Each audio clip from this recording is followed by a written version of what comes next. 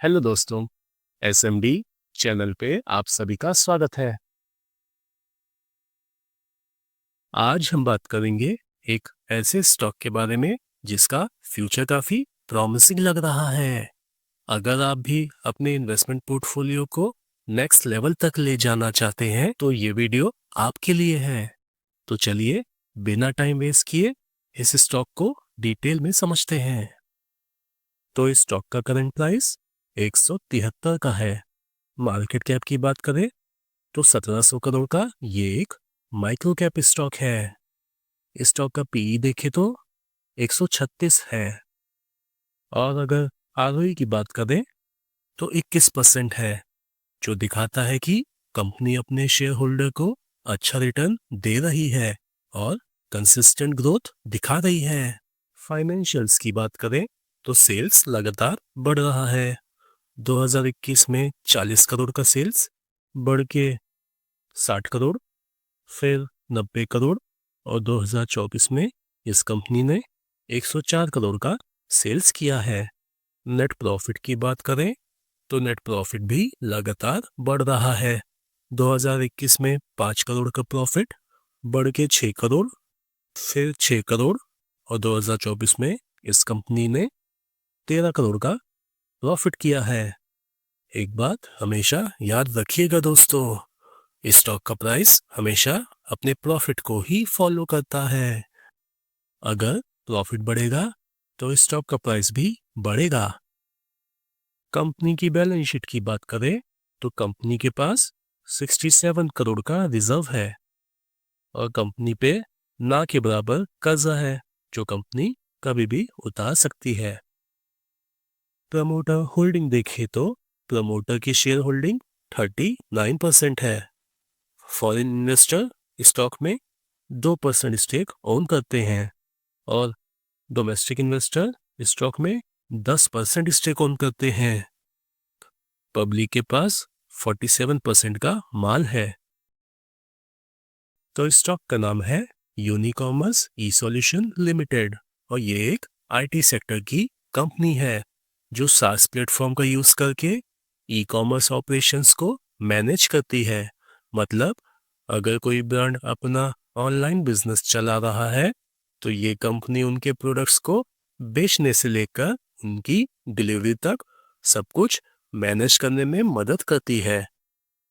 Client की बात करें तो कंपनी के पास boat, Fabindia, PharmEasy, Lenskart, Mamaearth, Emami, Cello जैसे बड़े क्लाइंट हैं। अब सवाल ये है, क्या हमें इस स्टॉक को बाय करना चाहिए? इसके लिए हमें इस स्टॉक का आरएसआई चेक करना पड़ेगा। तो इस स्टॉक का करंट आरएसआई 29 का है, मतलब इस स्टॉक अभी रीजनेबल प्राइस पर मिल रहा है। अगर किसी स्टॉक का आरएसआई 70 के आसपास हो तो उस स्टॉक को बाय नहीं करना चाहिए, क्योंकि वहां स्टॉक का प्राइस तेजी से बढ़ गया होता है और वहां स्टॉक के प्राइस में करेक्शन होने के चांसेस काफी हाई होते हैं। और अगर किसी स्टॉक का आरएसआई 40 के आसपास हो तो ये एक अच्छा मौका होता है इस स्टॉक को बाय करने का, क्योंकि उस स्टॉक में अच्छा करेक्शन हो चुका होता है। ओवरऑल एनालिसिस से ये पता चलता है कि माइक्रो कैप स्टॉक होने के बावजूद कंपनी के फाइनेंशियल्स काफी स्ट्रांग हैं। कंपनी का सेल्स और प्रॉफिट लगातार बढ़ रहा है। कंपनी ऑलमोस्ट डेट फ्री है और सबसे अच्छी बात है कि ये कंपनी जिन टेक्नोलॉजीज पर काम कर रही है वो फ्यूचर की टेक्नोलॉजीज है, जिसमें लॉन्ग टर्म में ग्रोथ होने के चांसेस काफी हाई हैं। अब रही बात आईटी सेक्टर की, तो पिछले 2 सालों से आईटी सेक्टर परफॉर्म नहीं कर रहा है और उसका एक मेन कारण है ग्लोबल इकोनॉमिक स्लोडाउन, जिसने आईटी सर्विसेज और सॉफ्टवेयर की डिमांड को कम कर दिया है। इसीलिए आईटी सेक्टर की सारी स्टॉक्स में करेक्शन हुआ है, लेकिन लॉन्ग टर्म में क्लाउड कंप्यूटिंग और न्यू टेक्नोलॉजीज की डिमांड बढ़ने से आईटी सेक्टर को ग्रोथ मिल सकता है। तो ये था इस स्टॉक का डिटेल्ड एनालिसिस। तो दोस्तों, आप सभी के लिए एक बोनस टिप। कभी भी स्टॉक के प्राइस को देखकर पैसा नहीं लगाना चाहिए। ये जरूरी नहीं है कि ₹1 का स्टॉक है तो वो ज्यादा रिटर्न देगा। अगर स्टॉक का प्राइस कम है तो उसका कोई रीजन होगा, जैसे कंपनी का सेल्स ना होना, कंपनी का लॉस में होना या कंपनी के अंदर कोई प्रॉब्लम होना। इसीलिए हमेशा कंपनी का मार्केट कैप देखना चाहिए।